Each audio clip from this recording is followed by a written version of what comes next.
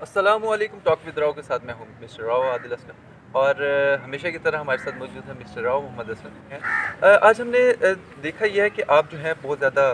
ان رہتے ہیں، ٹریننگ کرتے ہیں مائنڈ سائنسز کی، لیکن یہاں پہ رجحان بہت کم ہے مائنڈ سائنسز کا۔ لوگوں کو پتہ نہیں ہے کہ مائنڈ سائنسز ہے کیا، اور ابھی تک اگر آپ دیکھیں تو اکیڈیمک کوئی کوالیفیکیشن بھی نہیں ہے ہمارے کسی یونیورسٹی میں، کالج میں۔ تو سب سے پہلے ہمیں ضرور بتائیں کہ واٹ از مائنڈ سائنسز۔ ہاں، اصل میں جو انسان کا اس میں یہ جو این ایل پی ہے نا، جی، وہ اس کے لیے زیادہ بہتر ہوگا ہم این ایل پی، کیونکہ اس کا ایک مضمون ہے صحیح، مائنڈ سائنسز کا این ایل پی،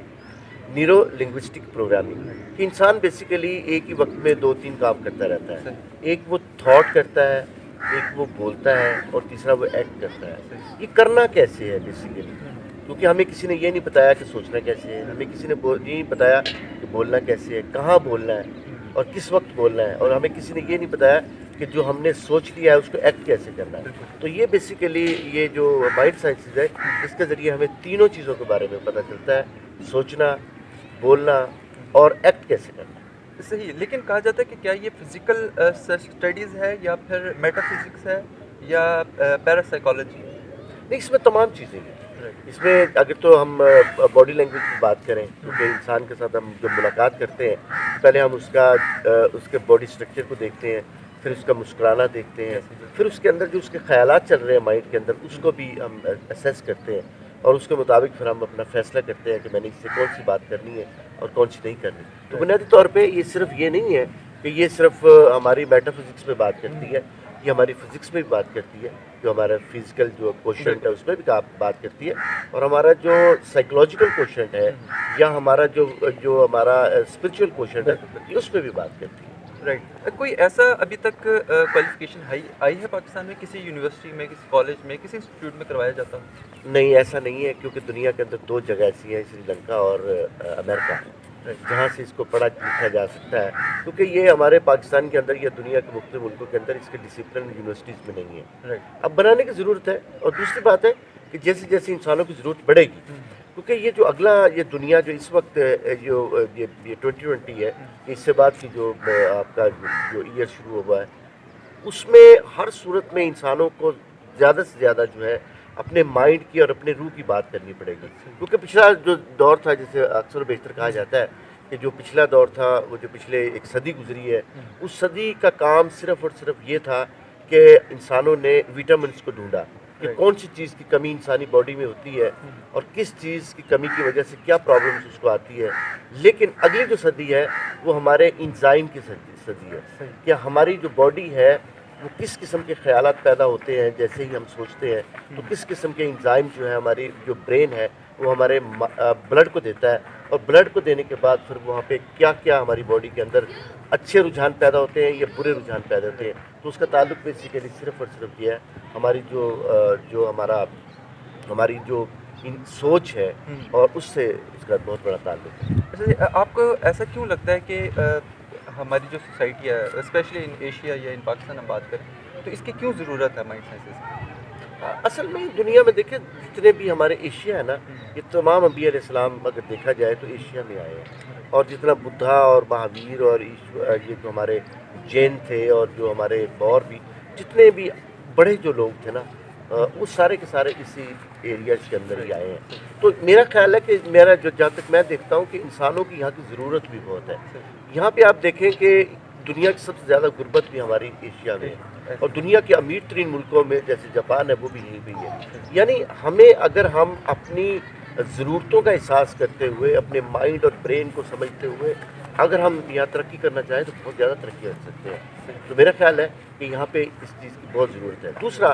جو مذہب ہوتے ہیں نا، سارے کے سارے مذہب، وہ تمام کے اندر جو ہے وہ روحانیت ہوتی ہے، اور روحانیت کے لیے جو بہترین طریقہ میں سمجھ سکتا ہوں آج کے دور میں، وہ دور ختم ہو گیا من کے ڈال کے آپ گلے میں بالکل، اور وہ بیٹھ جائیں کسی اس پہ کسی ندی کے کنارے یا کسی جھونپڑی میں جا کے بیٹھ جائیں، تو ایسا تو ممکن نہیں ہے۔ اب آپ کو اشفاق صاحب کی طرح اور واصف علی واصف صاحب کی طرح اور بابا یحییٰ کی طرح آپ کو آبادی میں رہ کر بھی یہ سارا کچھ کرنا پڑے گا۔ Exactly right. بٹ میں یہاں پہ ایک بڑا اہم کوشچن ہوئی ہے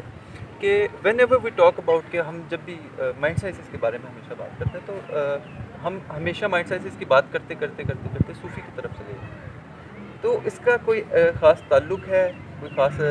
آپس میں کوئی بائنڈنگ ہے؟ ہاں اصل میں جتنا ہمیں نظر آتا ہے نا انسان باہر اس کی حصیز ہے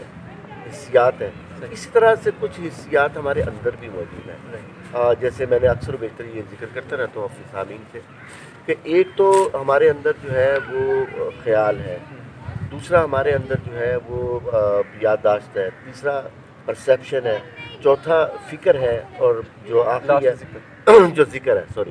تو اس طرح سے ہمارے جو اندر کا سفر ہے اس کے اوپر کبھی بھی آپ کو جو باقی سائنسز جو ہے جو فزیکل سائنسز ہے وہ کام نہیں کرتی اس طرح تو وہاں پہ آپ کی سوشل سائنسز کام کرتی ہے تو سوشل سائنسز میں جو سب سے بہترین جو سائنس ہے وہ آپ کی مائنڈ سائنس ہے بالکل صحیح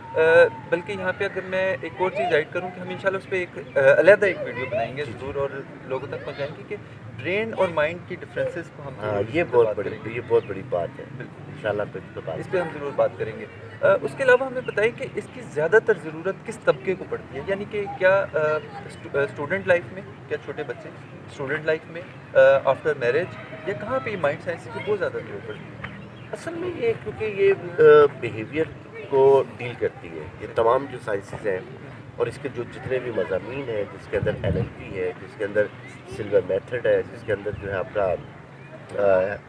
4D ہے ہپنوسس ہے اور ریکی ہے EHD ہے اس کے اندر بہت ساری اس کے اندر جو وہ ہیں وہ ساری کی ساری بیسیکلی انسانی رویے کو تبدیل کرنے کے لیے کیونکہ دنیا کے اندر لرن تو انسان کر لیتا ہے لیکن اس کو انلرن کیسے کرنا ہے اور جب تک ہم انلرن نہیں کریں گے ری لرن نہیں کر سکتے تو اس کے لیے زیادہ سے زیادہ جو ہے نا جو اس کی جو اسٹڈی ہے مائنڈ سائنسز کی وہ بیسیکلی انسان کی جو انٹرنل ایکالوجی ہے اور جو ایکسٹرنل ایکالوجی دونوں پہ کام کرتی ہے اور یہی وجہ ہے کہ آپ بچپن دیکھ لیں انسان کا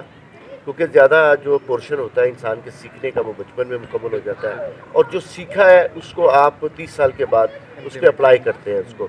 تو دونوں کی ضرورت ہے اور دوسرا خاص کر جو آفٹر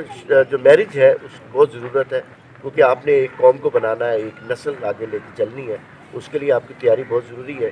پیرنٹنگ کے لیے بہت ہی اہم ضرورت ہوتی ہے اس کی خاص کر جو مائنڈ سیٹ چیز ہے